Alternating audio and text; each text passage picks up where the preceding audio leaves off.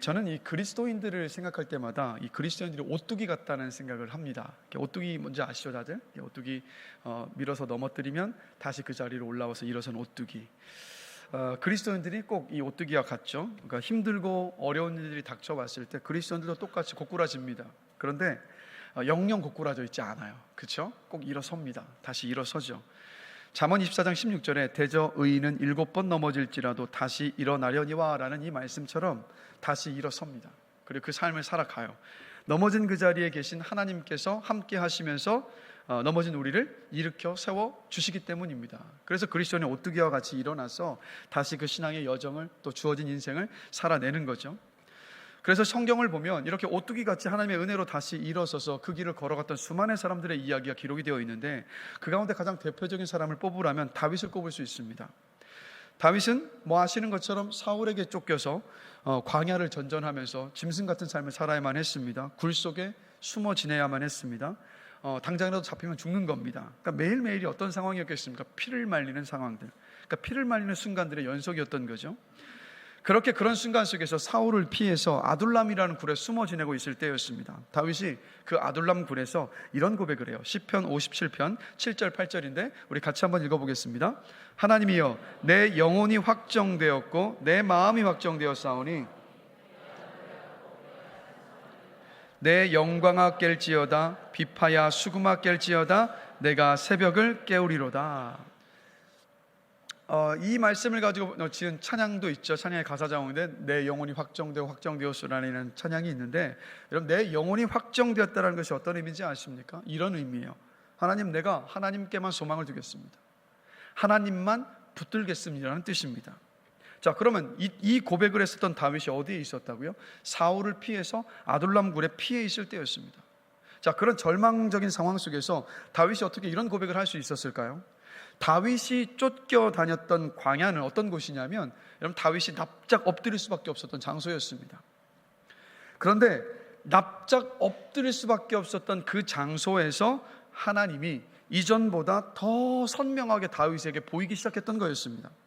더 이상 낮아질래야 낮아질 수 없었던 그 광야가 사실 보니까 하나님이 계시는 하늘과 가장 가까운 자리였던 거예요. 그래서 광야는 그래서 어떤 곳입니까? 하나님으로 충만한 곳, 하나님으로 가득한 곳이에요. 더 내려갈 수 없는, 우리가 이 땅을 살아가면서 우리도 역시 더 내려갈 수 없는 가장 낮은 그 자리가 어떤 자리입니까? 하나님과 가장 가까운 자리, 하나님을 충만히 만날 수 있는 자리. 그래서 나오미와 룻도요, 우리가 계속해서 살펴보고 있지만 나오미와 룻도 납작 엎드릴 수밖에 없는 그런 상황 가운데 내몰렸습니다. 그런데 다윗에게 그랬던 것처럼 나오미와 룻이 납작 엎드린 그곳에 하나님의 은혜가 가득했죠.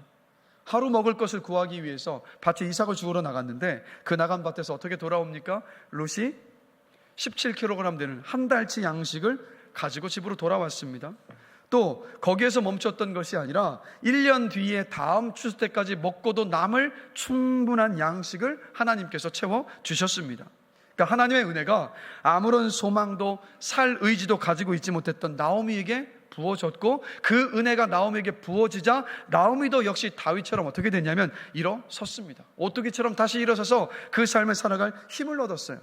은혜를 받고 은혜로 다시 한번 채워진 이 나오미가 룻에게 이렇게 말을 합니다. 오늘 1절 말씀인데요, 같이 한 목소리 한번 읽어보겠습니다.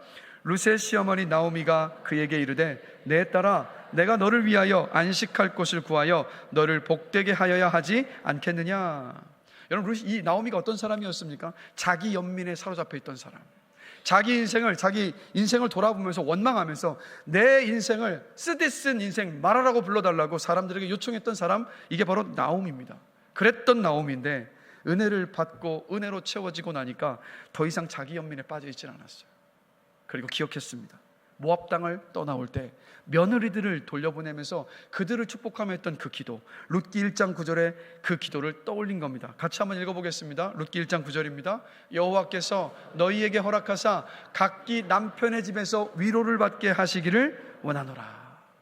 이렇게 며느리를 축복했던 이 기도를 떠올렸고요. 그리고 룻의 앞날을 도와주고 싶었습니다. 그래서 3장 1절에서 말하고 있는 거예요. 여러분, 은혜가 뭐죠? 은혜는 받을 자격이 없는 사람에게 베푸시는 하나님의 선물이 바로 은혜입니다. 그래서 하나님의 은혜는, 우리도 지금까지 하나님의 은혜 속에서 살고 있고 은혜로 살아갈 것인데, 하나님의 은혜는 어떻게 우리에게 주어집니까? 보통은 주변 사람으로부터 받는 호의와 배려를 통해서 하나님의 은혜가 우리에게 주어집니다. 보아스가 룻에게 보여준 그 호의와 배려처럼. 그래서 여러분, 우리 이 땅을 살아가면서 하나님의 은혜를 더 풍성히 받기를 기도해야 하는 줄로 믿습니다. 그 은혜를 구하며 사셔야 돼요. 자, 그런데 은혜를 사모하고 은혜를 구해서 그 은혜를 받고만 있어서는 안 됩니다.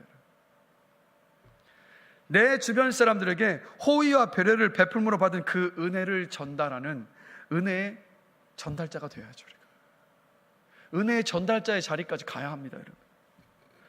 여러분, 받은 은혜를 흘려보내지 않으면 그 받은 은혜가 어떻게 되냐면 고이고 썩어서 내 자랑거리로 둔갑해버릴 수 있습니다.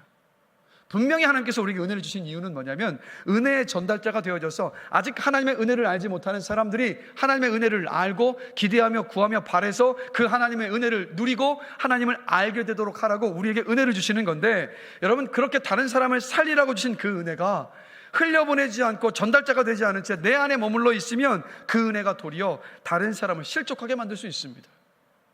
입만 열면 받은 은혜를 이야기하고 있으면서도 은혜를 만약에 흘려보내고 있지 않다면, 은혜의 전달자로서 이 땅을 살아가고 있지 않다면, 여러분, 은혜 받은 것이 아닐 수 있습니다. 값없이 아무 조건 없이 받을 자격이 없는 나에게 주어진 은혜임을 진짜 알고 인정한다면 우리는 은혜의 전달자로 살 수밖에 없죠. 그래서 용서의 은혜를 받은 사람은 용서의 은혜를, 또 사랑의 은혜를 받은 사람은 사랑의 은혜를, 중보기도의 은혜를 받은 사람은 중보기도의 은혜를, 섬김의 은혜를 받은 사람은 섬김의 은혜를, 또 물질의 은혜를 받은 사람은 물질을 또 흘려보내고, 십자가의 은혜를 받은 사람은 복음을 전해서 십자가의 은혜를 흘려보냅니다. 하나님의 은혜는요, 그렇게 퍼져갑니다. 여러분, 은혜의 전달자들이 되시길 주님의 이름으로 축원합니다.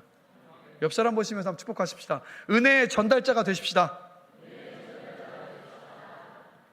그러니까 여러분을 통해서 하나님의 은혜가 전해지고 하나님께서 나타나고 드러나는 겁니다. 그래서 나오미는 은혜의 전달자가 되고 싶었고, 그래서 룻의 장례를 자신이 그래도 책임져 줄 수는 없겠지만 그 길을 좀 열어주고 싶은 마음을 가지고 있었던 겁니다. 그래서 나오미는 룻을 향한 계획을 가지고 있어서 그 계획을 이렇게 말합니다. 본문 2절부터 5절인데요, 우리 다 같이 다시 한번 읽어보겠습니다. 내가 함께하던 하녀들을 둔 보아스는 우리의 친족이 아니냐? 보라, 그런즉 너는 목욕하고 기름을 바르고 의복을 입고 타작마당에 내려가서 그 사람이 먹고 마시기를 다 하기까지는 그에게 보이지 말고, 그가 누울 때 너는 그가 눕는 곳을 알았다가 들어가서 그의 발치 이불을 들고 거기 누우라. 그가 내가 할 일을 내게 알게 하리라 하니 룻이 시어머니에게 이르되 어머니의 말씀대로 내가 다 행하리이다 하니라. 자, 이때 당시 추수가 끝이 나면요, 보리타작을 언제 했냐면 밤에 했다고 합니다.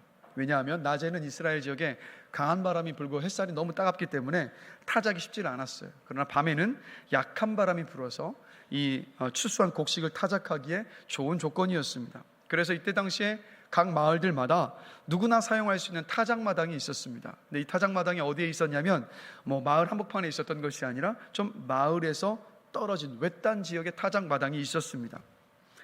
그래서 이 타작이 밤에 진행이 되고 타작이 끝나고 나면 바로 그 타작 마당에서 뭐가 열렸냐면 축제가 열렸습니다. 타작 마당에서 일어난 그 축제에 대하여서 구약성경 호세아 9장 1절을 보면 이렇게 말씀을 하고 있습니다. 같이 한번 읽어보겠습니다. 이스라엘아, 너는 이방 사람처럼 기뻐 뛰놀지 말라. 내가 음행하여 내 하나님을 떠나고 각 타작 마당에서 음행의 값을 좋아하였느니라. 분명히 하나님께서 주신 은혜를 기뻐하면서 즐거워하는 시간이 맞는데 이 시간이 변질돼 버린 겁니다. 어떤 시간으로 변질됐냐면 심한 어떤 음주와 가무가 있었던 곳, 남자들이 음란한 춤을 추었던 곳, 심각한 음행들이 자행이 되어졌던 곳이 바로 타작마당이었습니다. 더군다나 이 룻기의 배경이 언제입니까? 자기 소견에 옳은 대로 살았던 사람들이 살던 시대, 하나님을 인정하지 않았던 시대였으니만큼 이 타작이 끝나고 나서 그 타작마당, 밤에 타작마당에서 일어났던 이 축제가 얼마나 음란한 시간들이었겠습니까? 자, 그러니까 타작이 끝난 이 타작마당에 젊은 이방 여인 룻이 간다고 했을 때 이게 얼마나 위험한 장소입니까? 그렇죠? 어떤 일이 일어날지 모르는 장소입니다. 자, 그런데도 시어머니 나오미는 룻을 이런 타작마당에 보냅니다. 나오미가 룻에게 이 2절부터 함께 읽은 3장 2절부터 5절까지의 이 룻에게 한 말이 사실 이런 뜻입니다. 추수한 보릿단에서 보릿 나달을 떨어내는 그 밤에 룻아, 너 예쁘게 단장하고 화장도 하고 옷도 예쁘게 꾸며 입고 향수도 뿌리고 타작 마당에 누워 자려는 보아스의 이불 속으로 들어가서 그 발 아래 누워라. 그리고 그 뒤에는 보아스가 하라는 대로 하면 된다라는 뜻이에요. 자, 질문 드릴게요. 이게 시어머니가 며느리에게 할 수 있는 권면이 맞나요? 아니잖아요. 이런 권면은 그냥 막장 드라마에서나 나올 법한 그런 권면 아니겠습니까? 자, 그런데도 나오미는 이 룻에게, 며느리 룻을 그 자리로 보냈습니다. 자, 여러분, 이걸 이해하려면 그냥 오늘날의 우리의 상황 속에서 이해하려고 하면 절대 이걸 이해할 수가 없습니다. 왜냐하면 당시 사회는 우리가 사는 이 사회와 너무도 다른 사회였다라는 것, 그걸 전제하고 어떤 배경이었는가 우리가 생각을 해봐야 되는데, 나오미가 룻을 생각해서 내 딸아, 내가 너를 위하여 안식할 곳을 구하여 너를 복되게 하여야 하지 않겠느냐라고 했어요. 이게 무슨 말이냐면 신랑감을 찾아서 결혼을 해서 네가 안정적인 삶을 살아야 되지 않겠냐는 그런 뜻입니다. 자, 그런데 생각해 보십시오. 자, 유대인들은 이방인들을 어떻게 생각했다고요? 개나 돼지나 소처럼 여겼습니다. 이방인들과 상종하려 하지를 않았다는 얘기죠. 그렇기 때문에 유대 땅 베들레헴에 누가 룻과 같은 이방 여인과 혼인을 하려 했겠습니까? 더군다나 룻은 한번 결혼을 했던 사람이기도 하잖아요. 특히 룻은 모압 족속입니다. 여러분, 모압 족속이 어떻게 시작되는지 혹시 아십니까? 모압 족속은요, 창세기를 보면 아브라함의 조카인 롯이 술에 취해서 누워있을 때 큰 딸이 들어와서 근친상간을 통해서 시작된 민족이 바로 모압입니다. 그리고 민수기 25장을 보면 모압 여인들이 이스라엘 남자를 유혹해서요, 성적인 부도덕과 우상 숭배에 빠지게 했었습니다. 그렇기 때문에 이스라엘 사람들이 모압에 대하여서 매우 부정적인 이미지를 가지고 있었단 말이에요. 이방인인 것도 안 되는데 더군다나 모압 사람입니다. 모압 여인을 아내로 맞이한다는 것은 뭐냐면 당시 유대 사회에서 용납되기가 어려운 일이었습니다.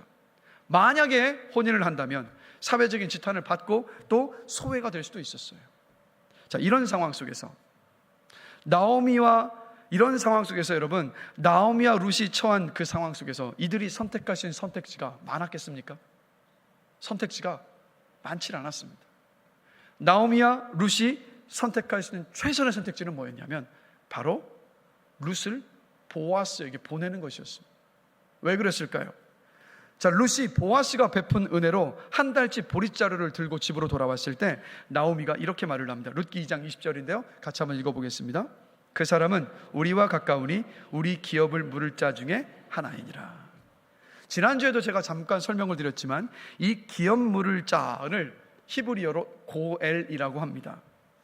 이 고엘은 뭐냐면 어떤 뜻이냐면 누군가를 대신해서 값을 지불해 주는 사람이라는 뜻입니다. 레위기 25장을 보면 이 고엘 제도에 대해서 자세히 설명을 해주고 있는데, 고엘 제도는 이겁니다. 친족 가운데 어떤 사람이 너무 가난해서 유산으로 받은 땅을 다 팔아버렸을 때 가장 가까운 친척인 고엘이 그 땅을 다시 사서 되돌려주는 걸 말해요. 또 가까운 친척 가운데 가난해서 종으로 팔려간 사람이 있으면 바로 그 사람의 고엘이 몸값을 대신 지불하고 그 사람의 자유를 다시 회복시켜주는 겁니다.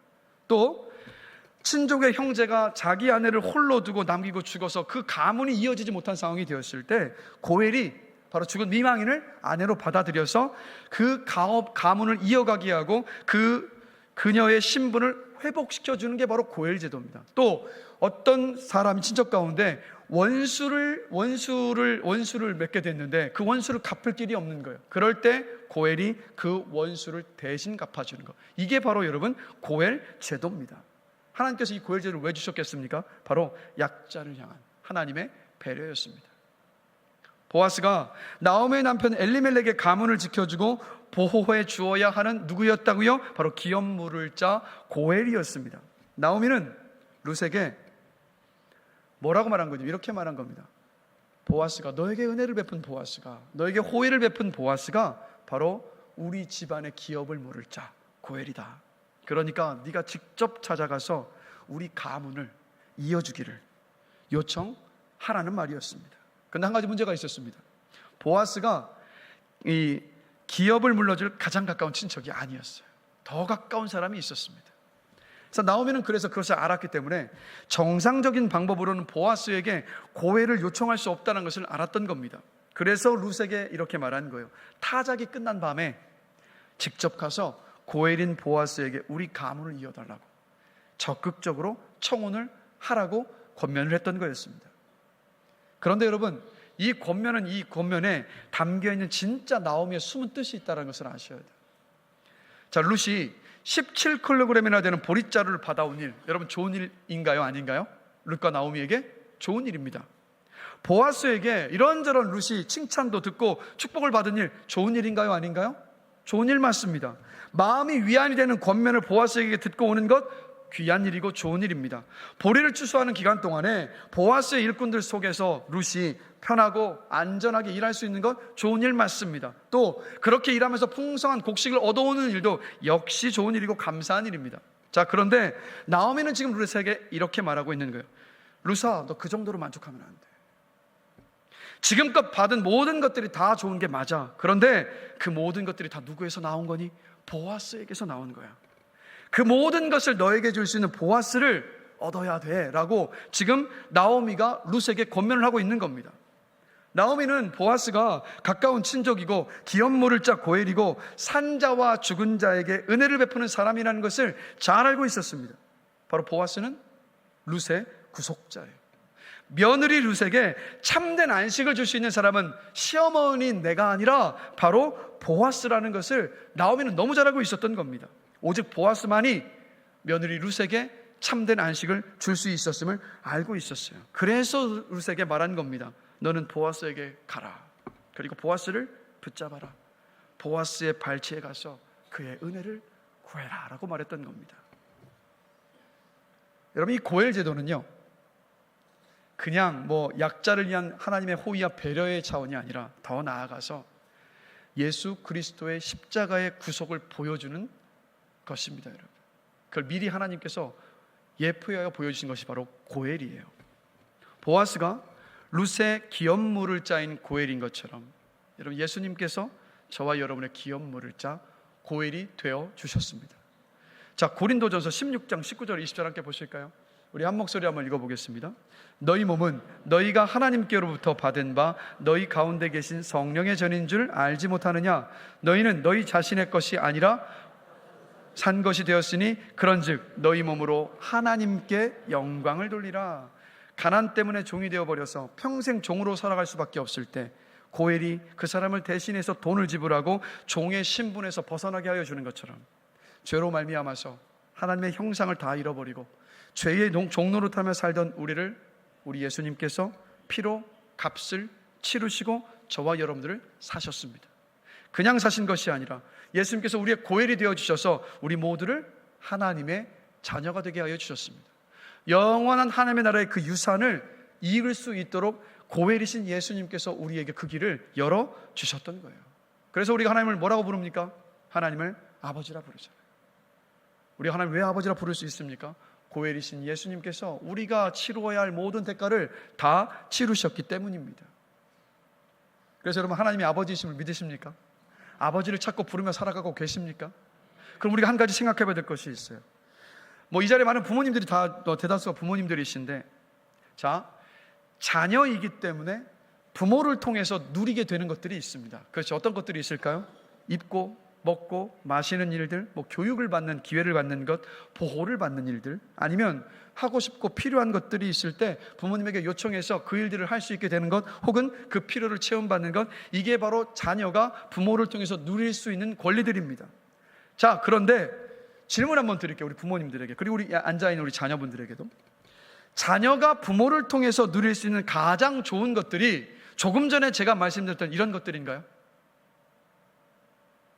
이게 자녀가 부모를 통해서 누릴 수 있는 가장 좋은 것들입니까? 입고 먹고 마시는 것, 교육의 기회를 받는 것, 보호를 받는 것, 또 하고 싶고 필요한 것들이 있을 때 요청해서 그 모든 것을 할 수 있는 것, 이것이 자녀가 부모와의 관계 속에서 누릴 수 있는 가장 좋은 것입니까, 여러분? 아니에요, 여러분. 이게 가장 좋은 게 아닙니다. 부모와의 관계 속에서 자녀가 누릴 수 있는 가장 귀하고 가장 좋은 것은 뭐냐면 바로 부모와의 관계잖아요. 부모와의 관계 속에서 누리는 부모의 사랑이 부모와의 관계 속에서 자녀가 누릴 수 있는 가장 귀한 것입니다. 그래서 우리 신앙을 한번 돌아보면 우리가 이런 기도를 참 많이 합니다. 제발 하나님 아버지, 보리 한 에바를 저에게 주십시오. 하나님, 제발 안정되게 일할 수 있는 일터를 저에게 주십시오. 하나님, 그래서 충분한 소득을 얻어서 안정된 삶을 좀 살게 하여 주십시오. 하나님, 위로가 필요한데 저를 좀 위로해 주십시오. 하나님, 저를 좀 인정해 주십시오. 하나님, 힘을 널리 떨칠 수 있는 건강을 주셔서 제가 마음껏 좀 힘을 떨치게 해 주십시오. 이런 기도를 우리가 자주 합니다. 네, 여러분, 이런 기도 해야 하는 것 맞습니다. 우리는 필요가 있을 때마다 그 필요를 아버지 하나님께 구해야 함이 마땅합니다. 자, 그런데 이것을 기억하셔야 돼요. 우리의 신앙이요, 거기에만 머물러 있으면 안 됩니다. 내 필요를 구하고 내 필요가 채워지는 것에만 여러분 만족하면서 거기에 머물러 있어서는 절대 안 됩니다. 왜 그런지 아세요? 거기에만 만족하며 머물러 있으면 우리는 결코 참된 안식을 누리지 못한 채 이 땅을 살다가 주님 앞에 서기 때문입니다. 왜 그러냐면, 자 보십시오. 추수가 끝날 때가 오니까. 추수기가 끝나고 나면 어떻게 됩니까? 더 이상 이삭을 줄 수가 없잖아요. 똑같이 필요를 구해서 필요가 채워지고 나면 잠시는 기쁘고 너무 감사하지만 이내 우리에겐 다시 뭐가 찾아옵니까? 다시 목마름이 찾아오고 또 다른 필요가 찾아와요. 그러면 이런 것들이 계속 반복되기 때문에 그 안에서 정말 참된 안식을 누리지 못한 채 그저 전전긍긍하며 살아갈 수밖에 없습니다.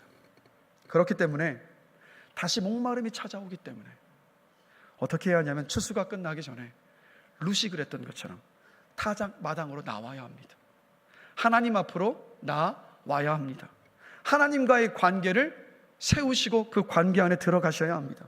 하나님과의 그 관계 속에서 하나님의 사랑을 우리 모두가 힘입어야 합니다. 그럴 때 어떻게 된다고요? 외적인 상황과 현실과 문제와 상관없이 안식을 누릴 수 있습니다.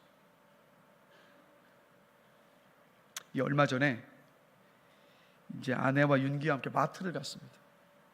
딱 주차장을 딱 올라가는데 딱 각이 보이더라고요. 오늘 주차할 곳이 없겠다. 그래서 제가 운전을 하면서 오늘도 주차하기 힘들겠는데 주차할 곳이 없어 보이네 라고 했더니 또 뒤에서 울려오는 음성이 하나가 있었습니다. 막내 윤기가 이런 말을 하더라고요. 하나님 믿는데 자꾸 그런 말 하면 안 되죠. 저는 이 윤기가 가끔씩 던지는 그 말이 저를 깨우는 하나님의 경적 소리로 들릴 때가 참 많은데, 하나님 믿는데 자꾸 그런 말 하면 안 되죠. 이 말이 끝나기가 무섭게 주차장에 들어서 꺾는데 진짜 주차할 곳이 바로 보이더라고요. 그래서 주차를 했습니다. 여러분, 인생에 갈등과 문제와 시험과 고난과 환난은 항상 있습니다. 그런데 이런 것들이 닥쳐오면 어렵습니다. 마음이 힘들고요, 두렵습니다.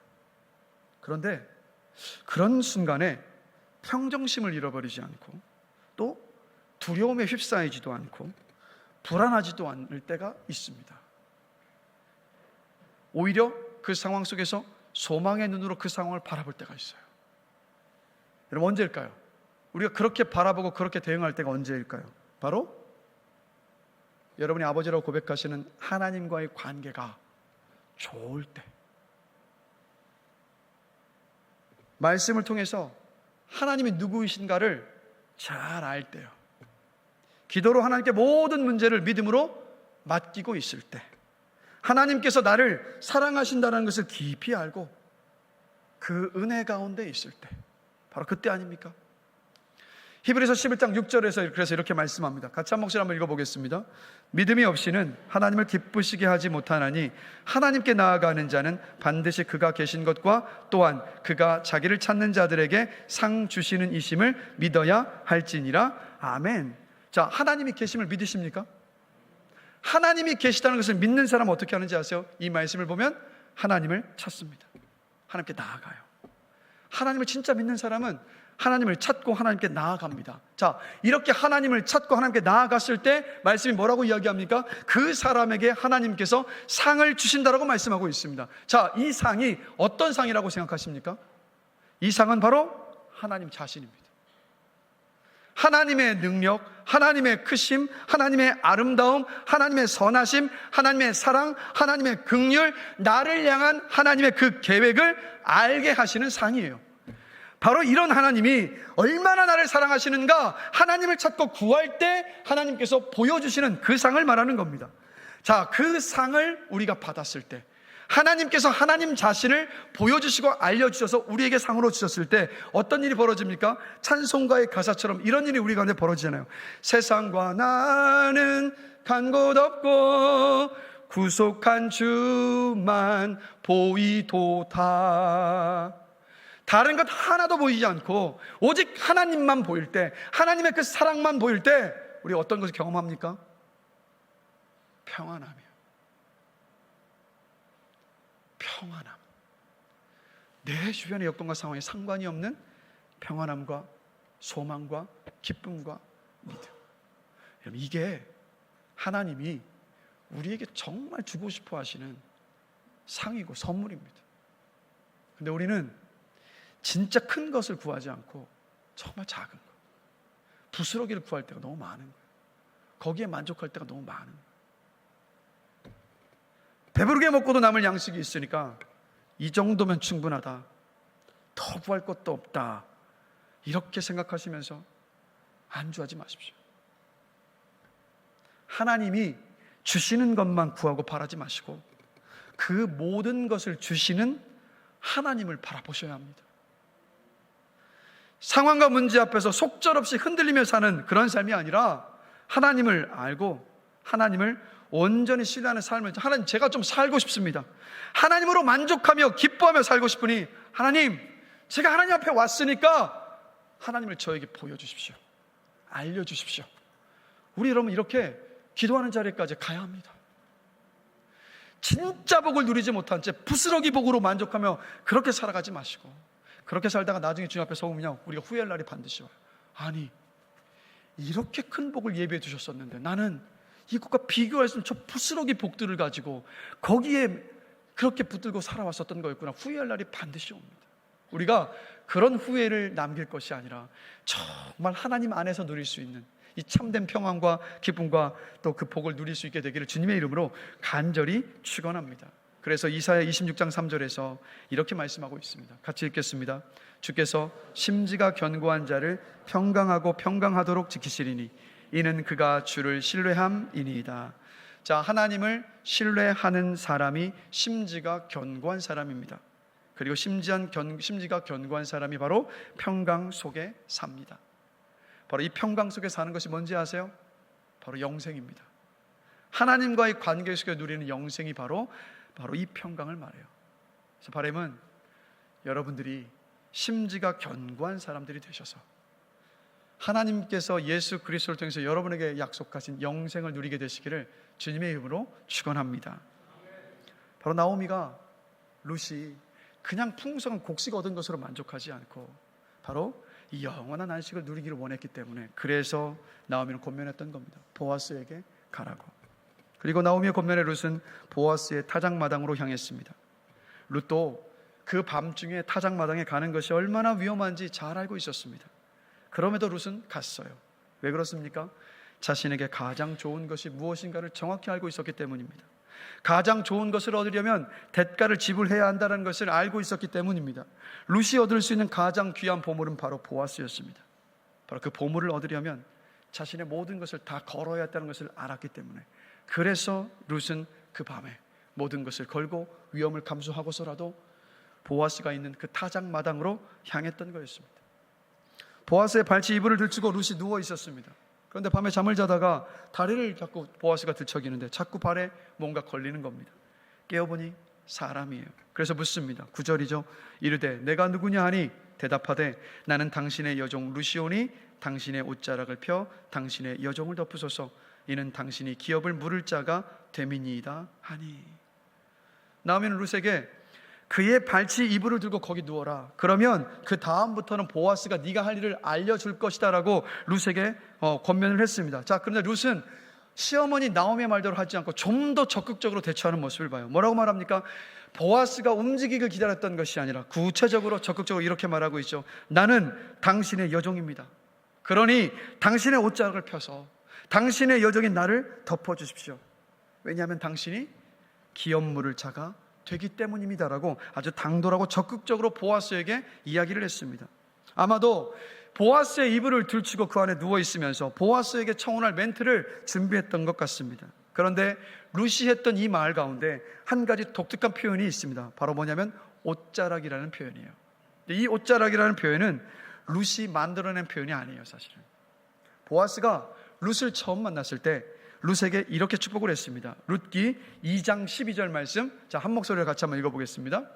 여호와께서 내가 행한 일에 보답하시기를 원하며 이스라엘의 하나님 여호와께서 그의 날개 아래에 보호를 받으러 온 내게 온전한 상 주시기를 원하노라. 이렇게 보아스가 룻을 축복했습니다. 보아스가 룻에게 축복할 때 이렇게 한 거잖아요. 이스라엘의 하나님께서 하나님의 날개로 너를 덮어주시기를 원한다 라는 축복이었는데, 근데 이 보아스가 룻을 축복한 이 말 속에 날개가 히브리어로 옷자락과 똑같은 단어입니다. 룻은 보아스가 자신을 축복했던 그 말을 기억하고 말했던 겁니다. 당신이 나를 처음 만나서 축복해 주셨던 것처럼 당신의 옷자락으로, 당신의 그 날개로 나를 덮어 주십시오라고 아주 당돌하게 담대하게 보아스에게 청혼을 했던 겁니다. 여러분, 어떻게 이 룻이 모압 여인이었는데, 이방인이었는데 어떻게 이렇게 담대하게 보아스에게 요청을 할 수 있었을까요, 여러분?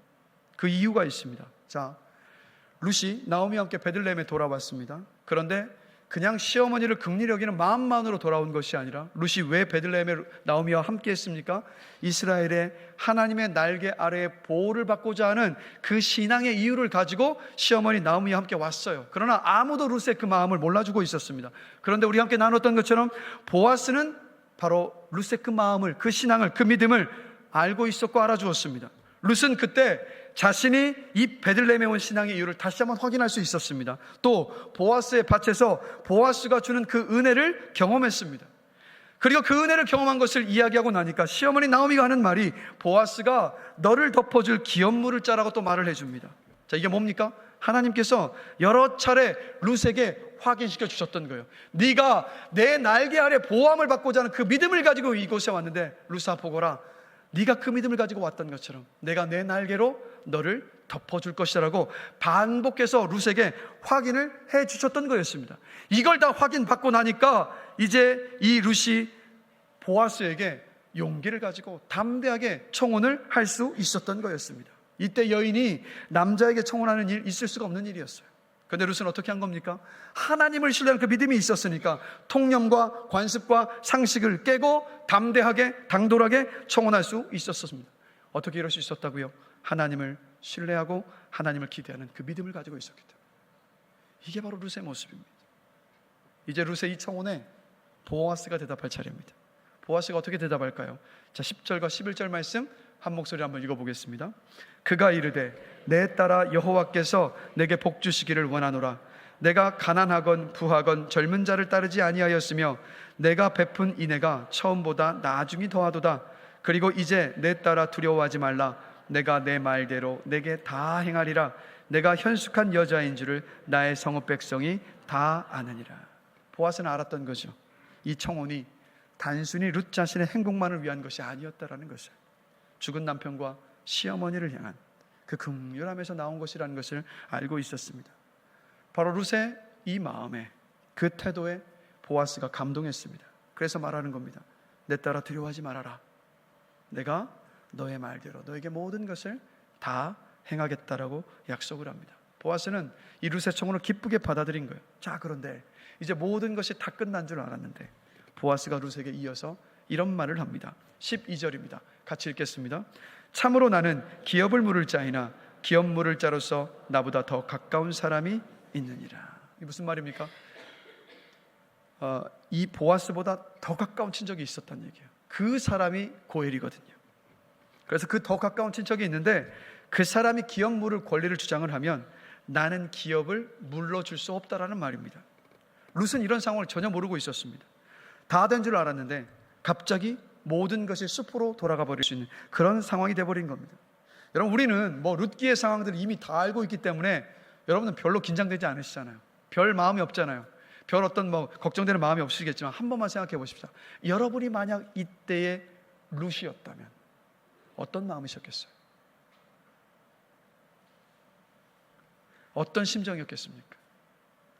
만약에 더 가까운 친척이 기업 물을 자의 책임을 자신이 지겠다라고 말해버리면 지금까지 믿음으로 결단하고 선택해서 보아스에게 움직였던 이 모든 것들이 다 수포로 돌아가 버리는 거예요.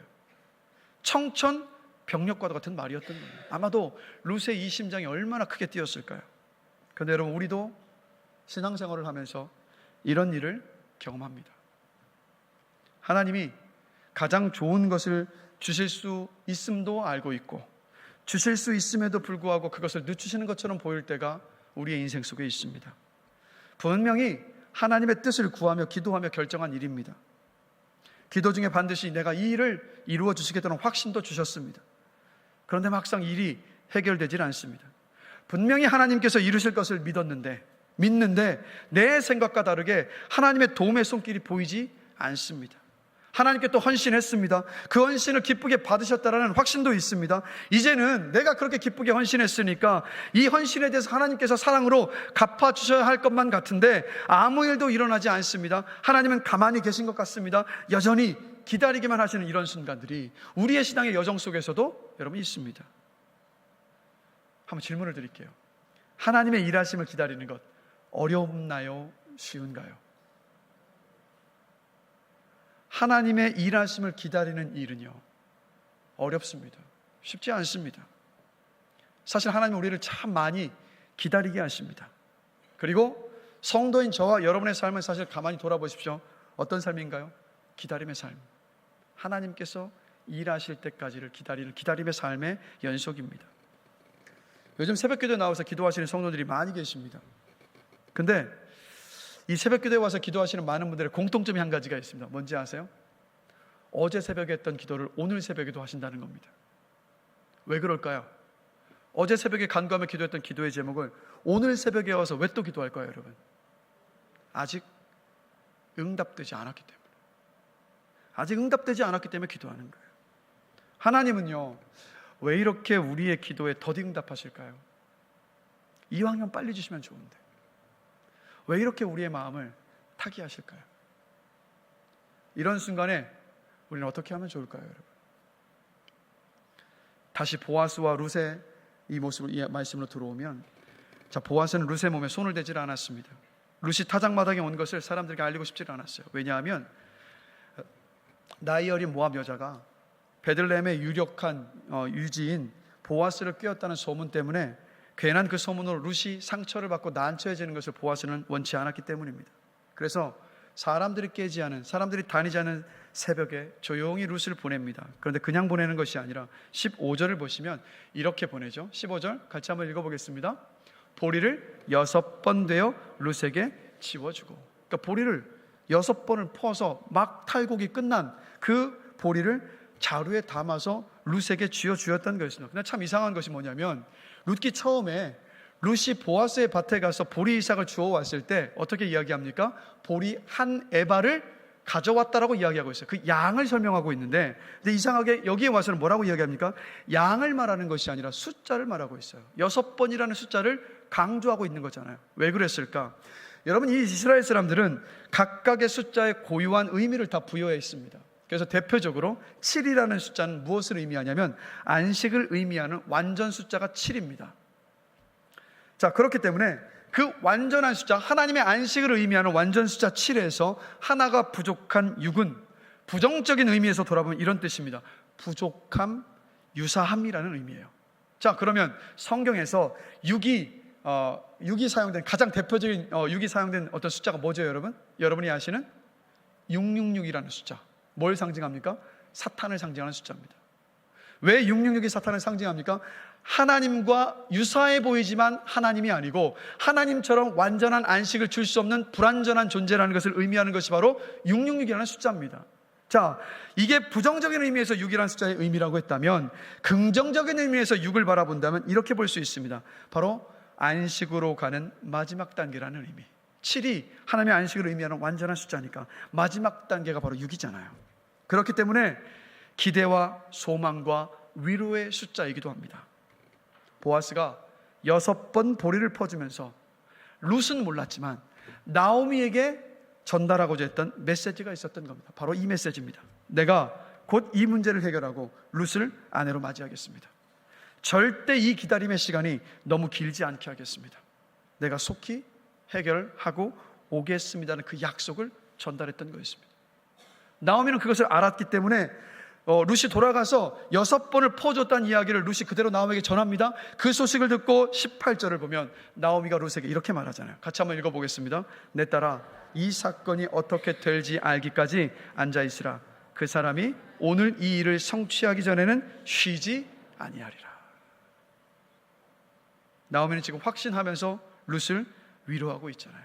어떻게 이렇게 위로할 수 있었습니까? 그 이유는 보아스의 신실함 때문이었습니다.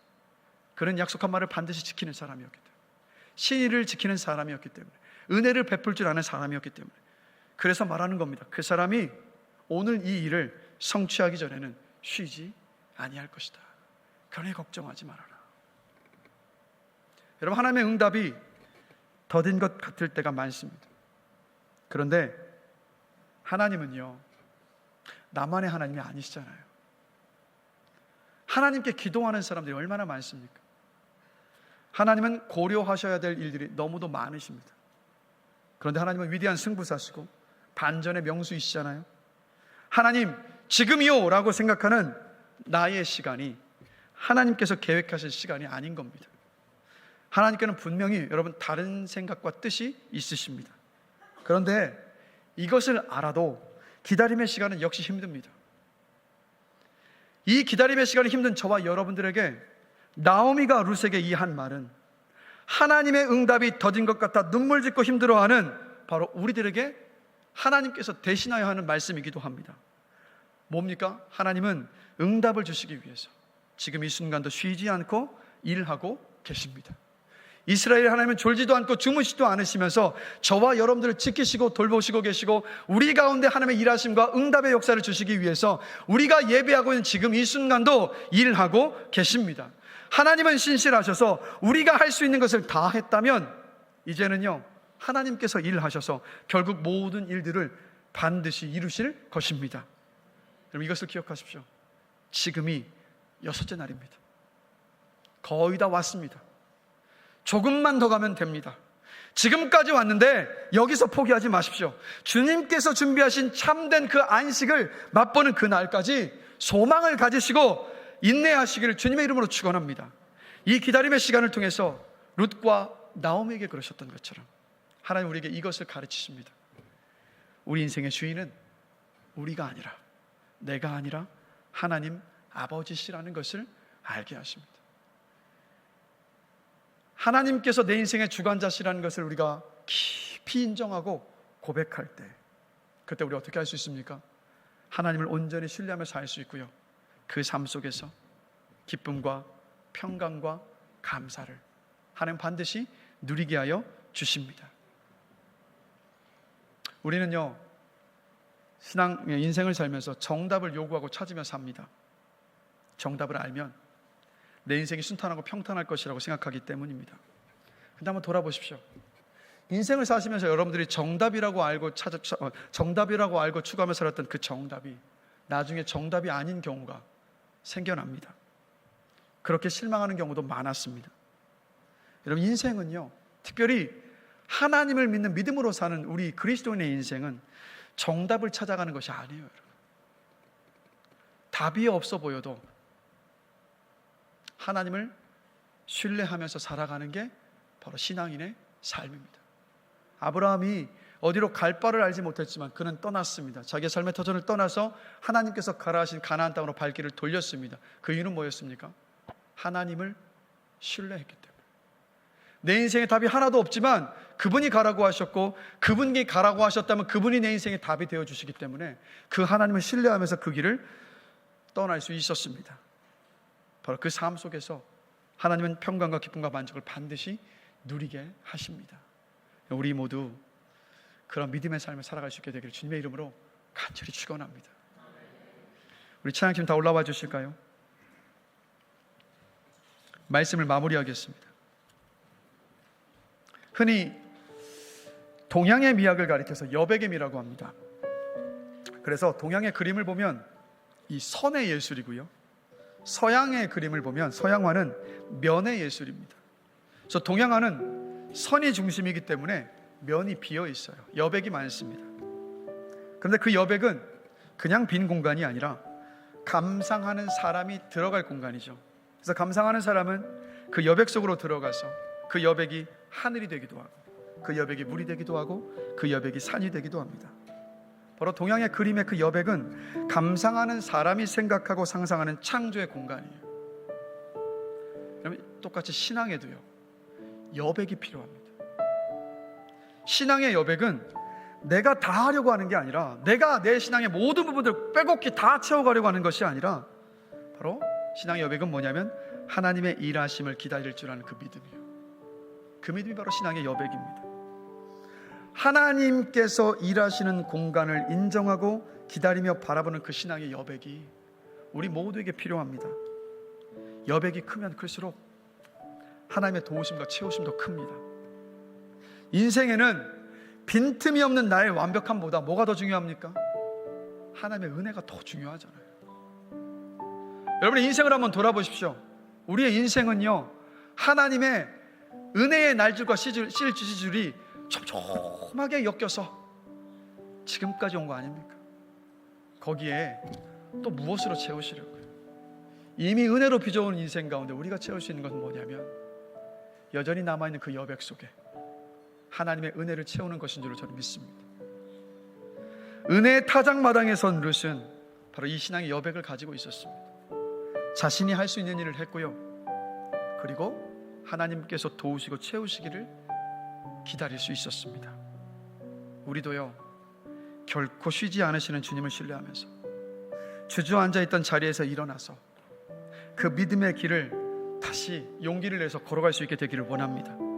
우리가 할 수 있는 일을 다 했다면 주님께서 일하셔서 결국에 완성하실 것을 기대하는 소망을 가지고요, 우리 각자에게 주어진 그 하루하루를 잘 감당하며 살아낼 수 있게 되기를 간절히 기도합니다. 하나님은 룻기를 통해서 오늘 우리에게 이렇게 말씀하시는 것 같습니다. 나 죽지 않았다. 나 살아있다. 쉬지 않고 너를 위해서 일하고 있다. 그러니 낙심하지 말고 나에게 소망을 두고 신뢰하면서 너에게 주어진 그 하루를, 그 삶을 살아내라라고 말씀하십니다. 우리 살아계신 하나님을 신뢰하는 믿음 안에서 하나님께서 채워주실 그 은혜를 바라보면서 이번 한 주도 살아내시길 주님의 이름으로 간절히 축원합니다. 우리 옆 사람 보시면서 한번 고백해 보겠습니다. 하나님 죽지 않으셨습니다. 하나님 살아 계십니다. 지금도 일하고 계십니다. 하나님만 신뢰하십시오. 반드시 당신의 삶 가운데 은혜로 채우실 것입니다. 우리 그런 믿음으로 살아내십시다. 우리 함께 들었던 말씀을 생각하시면서 함께 고백하며 찬양합니다.